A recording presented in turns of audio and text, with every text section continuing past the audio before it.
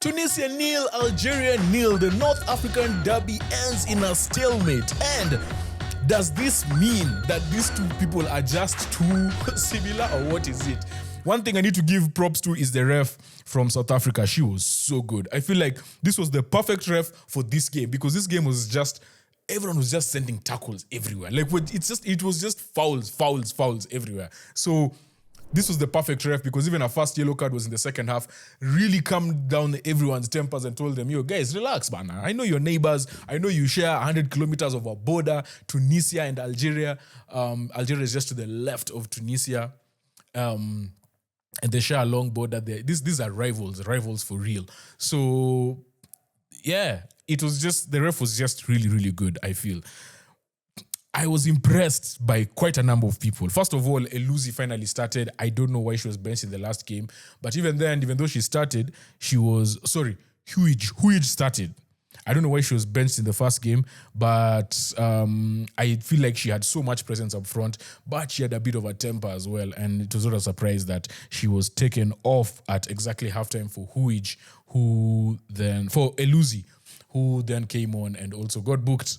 So, Eluzi got booked. Huij was just removed because tempers were a bit flaring and she was not as effective up front. I was quite impressed by Zemzem of Tunisia. Woo, this lady. If you guys noticed, Tunisia realized that Algeria are very good on the ball. And I told you guys the last game that I watched, Algeria versus Botswana, was one of the best games I had seen a team just control a game. They had no control in this game at all. Because, well, I don't say at all, but not as much as in the Botswana game. Algeria were nullified in the sense of Tunisia just said, you guys are not going to play that play that you were doing against Botswana, knocking the ball around, having fun, one touch here, a touch there. And that is where the fouling came through. They really fouled them. And then secondly, they realized that Dafo is the heartbeat of this team. She's a defensive midfielder, but she runs everything. Just mark her out of the game, right? And Busaha as well was really... Every time she caught the ball, there was like 2 or 3 people around her. And in the first game against Botswana, she started on the left. This game, she started on the right. After about 20 minutes, she went back to the left. And it's not a coincidence that around that time is when now Belkite and Braham on the right side started getting more space and chances started getting created. And in fact, they had a very good shot from, I want to say it was Kachuni. Was it Kachuni? Yeah, it was Kachuni who had the shot there. But that all came from, actually, no, that was before Busaha went to the other wing. But Busaha, Bekiter, and Butaleb combining to set up Kachuni. Obviously, then after that, they didn't have another chance. Tunisia had a few chances. I really liked how they were attacking this team via set pieces. Steph, my boy, Steph is being featured on SuperSport. I must record this. Steph.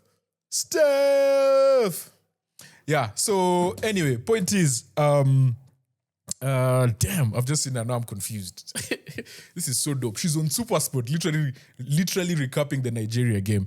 So yeah, then the pass went into Butaleb. Zemzem was really good on the wing. I was talking about their set pieces. They realized we have to win a lot of set pieces in this game. And if you actually don't win these set pieces, then we literally have no chance. And even after they won them, they're not really going long on most of them. So this is one where they went short to Zemzem.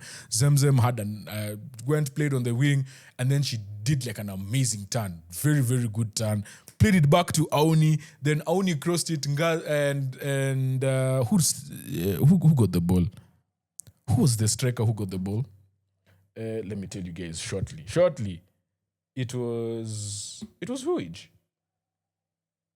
No, it was Gemazi, number 7, who, by the way, got injured. It didn't look good. She was stretchered off. Get well soon. But yeah, the amazing save from Ngazi. And at that point, I think Algeria just realized this is a team that we cannot be playing with, especially on set pieces. We can't be giving them just many set pieces because they were quite dangerous. Another chance they got was right in the middle of the box, and Mahmoud just was a nuisance in the middle of the box, and the ball went just wide. So, yeah, Algeria, for me, I feel like they didn't do enough. I feel like their plan B is not as strong. even in the second half when they realized that it's not working, now they said just bring the ball to the wings. And if it wasn't for missed control or just a pass that's not as accurate, they would be getting in very dangerous positions. But I think Tunisia really, really gave it a good effort today. I was really, really impressed by Tunisia. This was not the same team that was beaten easily 3-0 by Nigeria. I was actually quite surprised. But at the end of the day, I just feel like someone needed to get a result from this game. Someone needed to get like points. Well, specifically Tunisia. A point is not so bad, but I feel like they needed all three. Because in this group right now, they are... Tunisia is just above Botswana. They have 1 point, Botswana have 0. Algeria have 4 and Nigeria have 6. So yeah, they really needed points here in this game. The Tunisia's last game is against Botswana, so let's see how they do in that one. But I feel like they really pressured Algeria to a point where Algerians were now doing things that were unlike them, right? The physicality in this game was, they matched each other's physicality. Like when you watch Nigeria play Tunisia, Tunisia really bullied them. But Tunisia and Algeria are generally not as physical teams as Mali, as Senegal, or as Nigeria. So when they met each other, and this is a derby, I feel like they found their level and they were physical with each other, and it suited both of them. So this game ending 0-0 for me is not a big surprise. Ending in a draw is not a big surprise. Ending 0-0 is a surprise because every single game in this tournament, we've just had goals. First 5 minutes of the game has been a goal in many of the games until today, when we've seen a 0-0 against... Actually, this game was the first 0-0 draw and first game at 0-0 at halftime. Then the Nigeria one followed 0-0 at halftime as well. So today was not a day for goals. Only one goal between two teams, 2 games rather. But yeah, good result for Tunisia. Really can't ask for much more. They really put in work. Algeria will be disappointed. I feel like they had good chances. They should have taken the lead. They had a big shout for a penalty for Algeria. Actually, the ref had already given the penalty just before halftime. But I think Busa was deemed to be offside. And yeah, something that this WAFCON is proving is that first goal is crucial.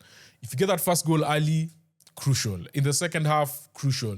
Because the heat is becoming a factor, a real factor. This Tunisia versus Algeria game, the wind was a lot. Like, the wind was so much. So it got to a point where, like, people were just not... Tunisia were playing into the wind in the first half, then Algeria in the second half. So the clearances had to change. You can't do those high clearances because the ball will just come back. So you have to start doing low clearances or start playing from the back. And yeah, those are factors that at the end of the day, they're there. They're things you have to deal with, you know. So if you can get that early goal, really good for you. But yeah, I think fair result in the context of the game. Really can't ask for much more. I enjoyed the effort. I enjoyed the passion.